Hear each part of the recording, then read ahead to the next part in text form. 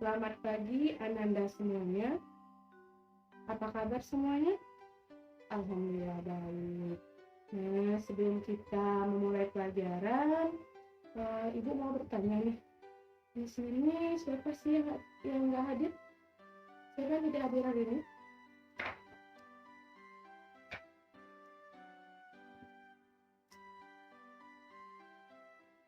Hadir semua ya? Baik, hadir semua. Bagus. Baik, pada hari ini kita jumpa pada pertemuan kedua ya. Pada pertemuan kedua dengan materi kegiatan ekonomi. Siapa di sini suka pelajaran ekonomi? Banyak ya yang suka ya. Bagus sekali. Baik, kita belajar tentang kegiatan ekonomi. Baik, sebelum Ibu memulai pembelajaran pada pagi hari ini, Ibu akan menjelaskan, membacakan apa saja tujuan pembelajaran kita pada pagi hari ini. Kegiatan ekonomi ya. Baik.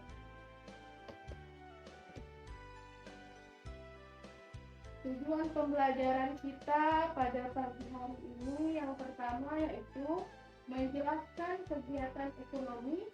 Kegiatan ekonomi itu yang pertama tentang produksi, distribusi, konsumsi, permintaan, dan penawaran. Yang kedua, menjelaskan faktor-faktor yang mempengaruhi produksi. Yang ketiga yaitu menganalisis dampak positif dan negatif dari perkembangan ilmu teknologi di kegiatan ekonomi. Baik, jadi ada 3 materi pokok yang kita bahas pada pagi hari ini. Yang pertama tentang kegiatan ekonomi. Lalu prinsip-prinsip ekonominya apa saja? Produksi, distribusi, konsumsi, permintaan, dan penawaran. Lalu menjelaskan tentang faktor-faktor yang mempengaruhi produksi. Lalu menganalisis dampak positif dan negatif dari kegiatan ekonomi. Selanjutnya ya.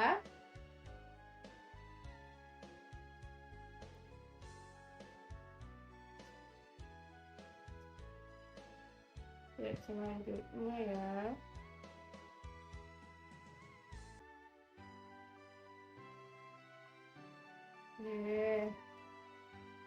Selanjutnya pengertian kegiatan ekonomi. Pengertian kegiatan ekonomi. Kegiatan ekonomi adalah tindakan atau perilaku manusia yang bertujuan untuk memenuhi kebutuhan hidup dan dilandaskan pada prinsip-prinsip ekonomi. Apa saja tadi prinsip ekonomi? Yang pertama, produksi. Yang kedua, distribusi dan konsumsi. Pengertian lainnya yaitu tindakan individu dalam menentukan pilihan dan menggunakan peluang dalam memenuhi kebutuhan hidupnya. Tindakan individu dalam menentukan pilihannya. Seperti konsumsi, produksi. Konsumsi berarti membutuhkan kebutuhannya untuk menghabiskan barang atau jasa. Produksi menghasilkan barang atau jasa. Lalu distribusi itu apa? Menyalurkan barang atau jasa. Bagus sekali. Selanjutnya ya. Nah, prinsip-prinsip kegiatan ekonomi. Nah, yang pertama apa? Yang pertama adalah kegiatan produksi. Yang Ibu jelaskan tadi, tahap pertama dari kegiatan ekonomi ialah produksi. Produksi adalah kegiatan menghasilkan atau menambahkan nilai guna dari barang atau jasa. Nah, orang atau lembaga yang melakukan kegiatan produksi disebut dengan produsen. Nih, contohnya nih, koki di kafe.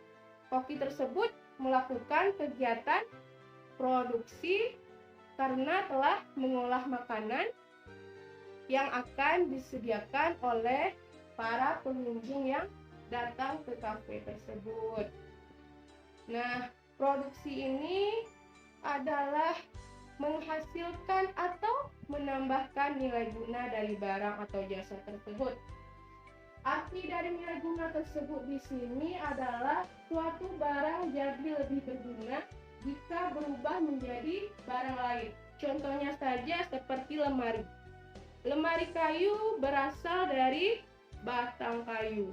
Nah, nilai guna dari lemari ini lebih tinggi dibandingkan dengan kayu tersebut.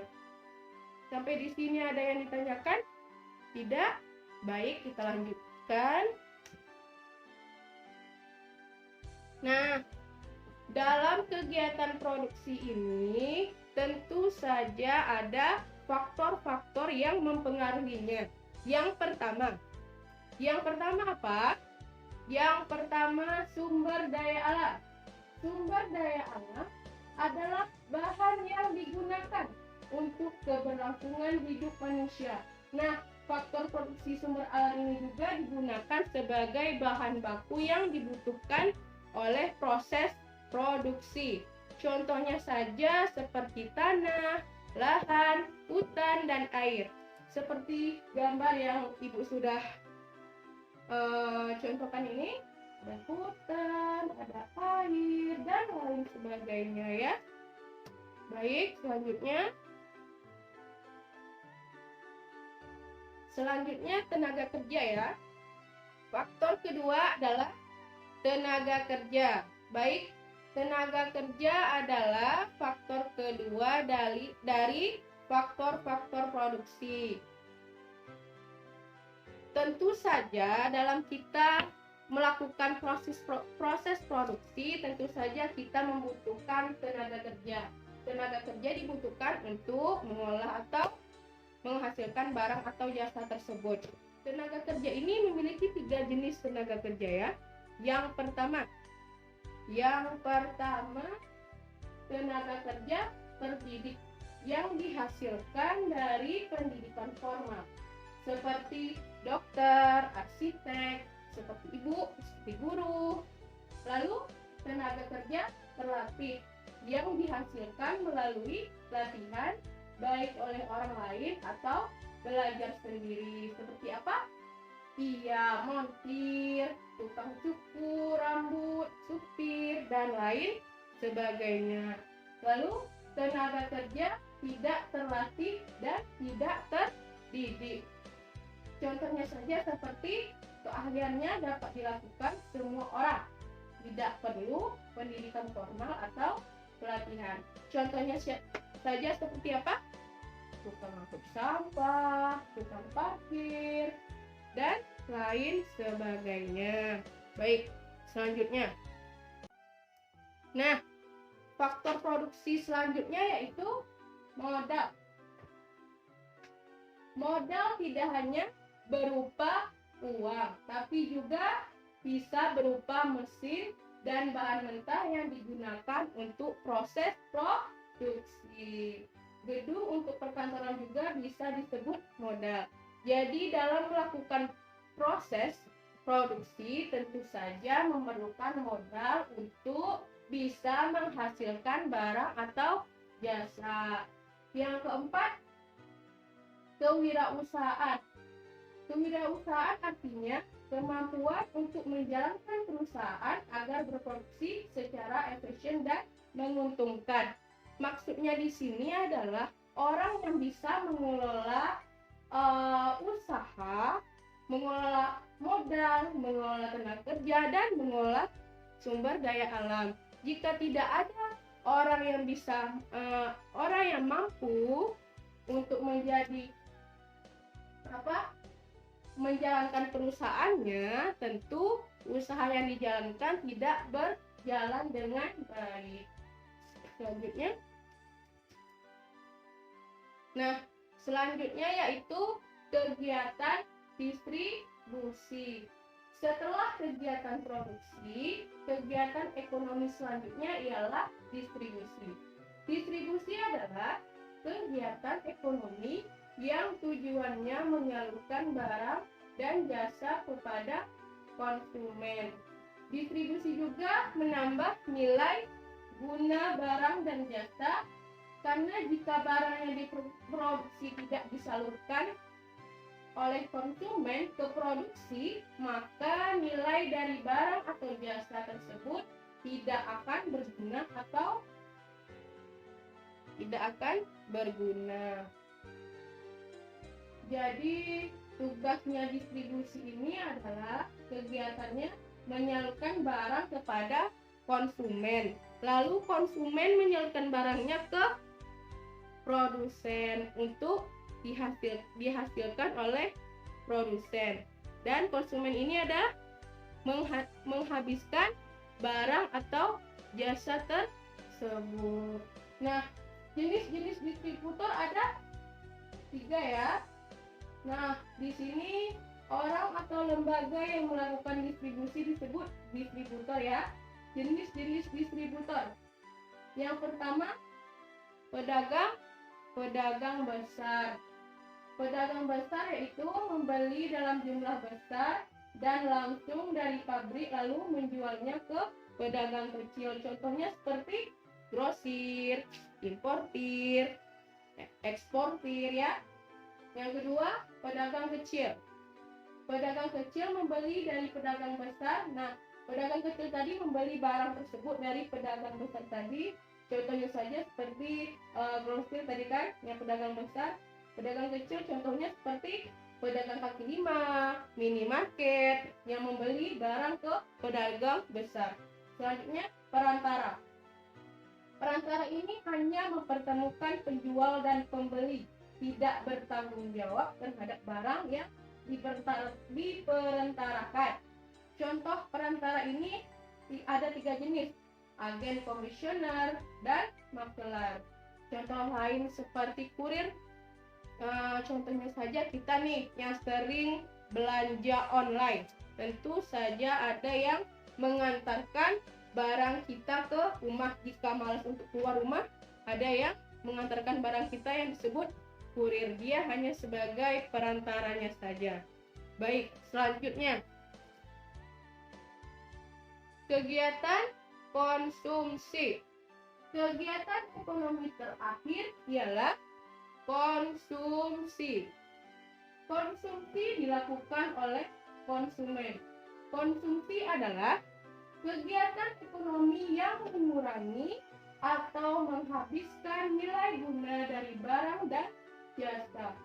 Pelaku konsumsi bisa saja individu, perusahaan, bahkan negara. Nih, contoh kegiatan konsumsi pada kegiatan ekonomi ya. Contohnya saja seperti kita makan di kafe, kita makan di taplau, yang sering ke taplau ya, karena sudah menggunakan barang berupa makanan yang sudah dipesan dan jasa berupa pelayanan yang diberikan oleh pemilik kafe kepada pengunjung yang datang ke kafe. Jadi kegiatan ekonomi konsumsi ini adalah kegiatan ekonomi yang mengurangi atau menghabiskan nilai guna barang atau jasa. Baik, selanjutnya. Nah, dalam kegiatan ekonomi ada dampak positif iptek dalam kegiatan dampak positif kegiatan ekonomi. Ilmu iptek ini dampak positifnya yang pertama, produksi barang dan jasa jadi semakin cepat dan mudah karena tenaga manusia sudah digantikan oleh tenaga mesin. Nah, dengan perkembangannya waktu, perkembangannya zaman, maka tenaga manusia sangat berkurang karena sudah ada mesin. Karena itu produksi barang dan jasa semakin cepat. Yang kedua, lapangan pekerjaan baru banyak dibuka ya, seperti ojek online dan lain sebagainya. Yang ketiga, distribusi barang jadi semakin mudah. Ya, semakin mudah ya sekarang ya, apalagi yang sering belanja online. Terus keuntungan perusahaan meningkat. Semakin banyaknya pesanan dari konsumen atau